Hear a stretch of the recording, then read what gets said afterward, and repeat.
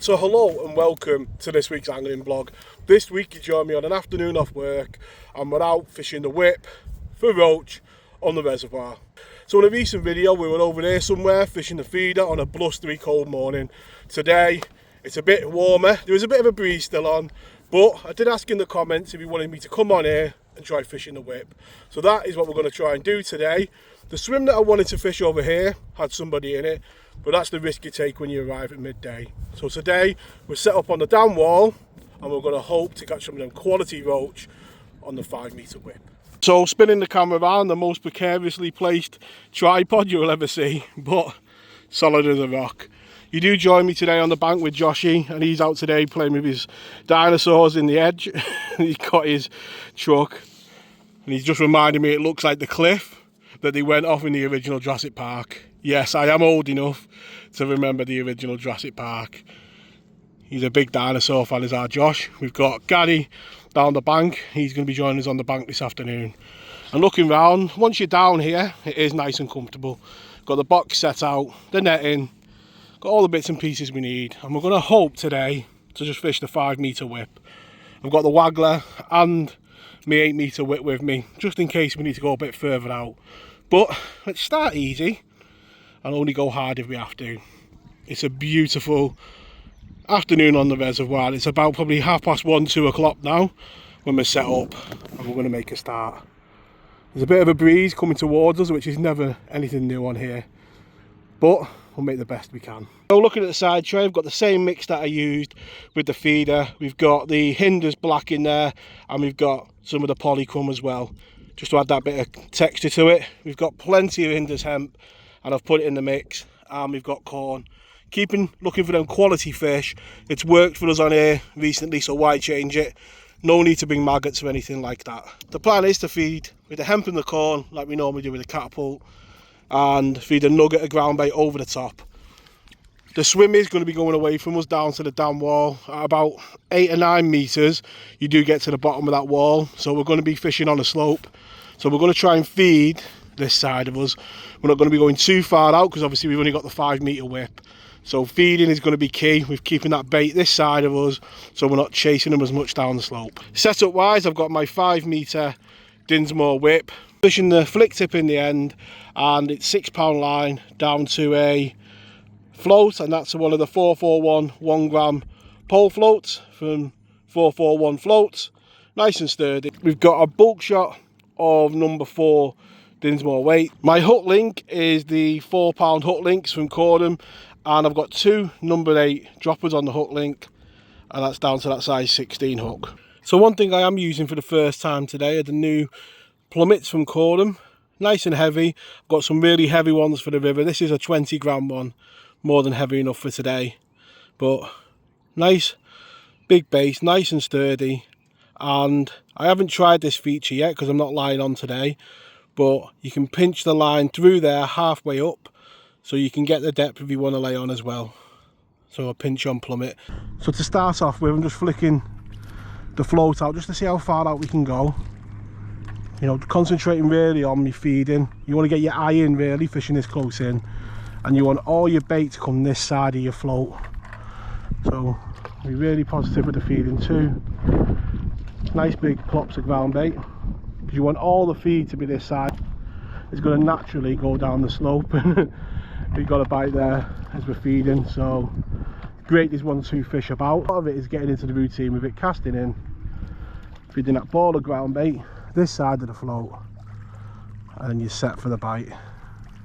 Feeding over a bit of an area, because I never want to be fishing just on a real dinner plate. You want the fish spread about when they're in a big shoal, but in your area. So we'll be nice and positive with the feeding. It's just a case now of being over the top of that bait, and there we go.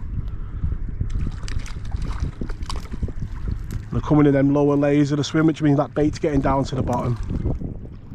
You can just swing them into hand, and that's why you can do a really big net on the whip, because you're so quick. And to be getting fish of that quality so quickly, close in, it's a good start. And like I say, at the beginning I'm really just concentrating on getting me bait in that area and being accurate with me feeding, not to go too far out because we are on that slope. Getting into a bit of a routine with it with casting, ball of that ground bait. See there? I'm being positive with the feeding. With that wind dropped, we can get a bit of the hemp out there as well. It's a big reservoir, so it's all about drawing fish into our area. There we go. See there, it's been really positive with the feeding. We're getting the bites coming steady, which is how you want it to begin with. And we've had some lovely fishing on here recently, but one thing that hasn't been in our favour are the conditions. Every time I come on here, that wind is either in my face or blowing. I guess you ask for it a bit on the dam wall, but to be straight into bites is exactly what we want. And the balls of ground bait that we're throwing in aren't massive. They're not Jaffa cake balls. They're just little nuggets pulled together like you can see on screen now. You want to build that swim gradually and be positive but not mad. You know, just keep the bites coming is the key. You see there we've had a great start, and if that wind can drop like that, it'll be excellent. Rod in the left hand in case we get a bite, and then just trying to grab a nugget of that ground bait and feed it over the top like that, and we're set. So we've got a bit of hemp over the area, and you can see there you've got to let the fish tell you how to feed it. What you're doing is working, the amount you're putting into working, because you're getting bites, and we're getting them in them lower layers. It's nice fishing just a hand.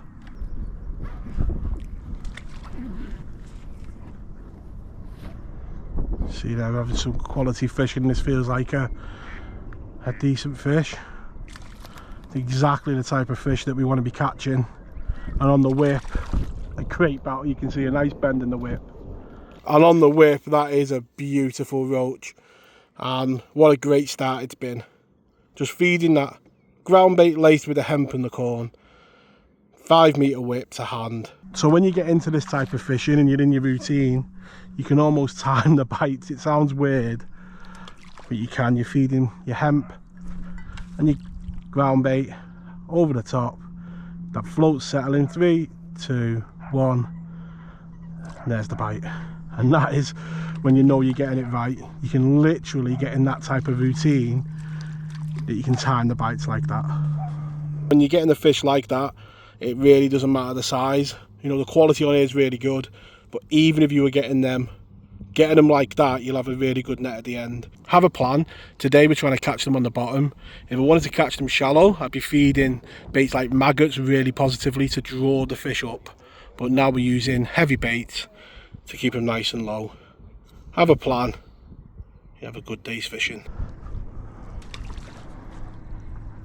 And I guess this kind of shows one of the lessons in fishing that my uncle taught me. Start easy.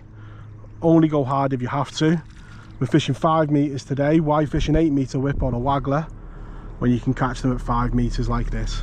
Another thing when you're fishing with the ground bait, it never stays the same during the session. Obviously the wind dries it out and you have to keep adding a little bit of water. So I have like a little bait box with water in, just keep topping it up. And what you want is a mix that goes really tightly together like that.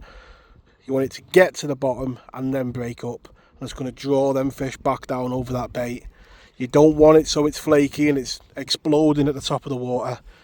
If you look down there, you want it so it's going straight down. You can see there, it's gone straight to the bottom. There's no sediment at all coming up off the top of it. It's gone straight down on that rock. So when it comes to whip fishing, some people tie it to the end of the whip, but I prefer to attach it like this. And some people struggle to understand that it doesn't involve any knot.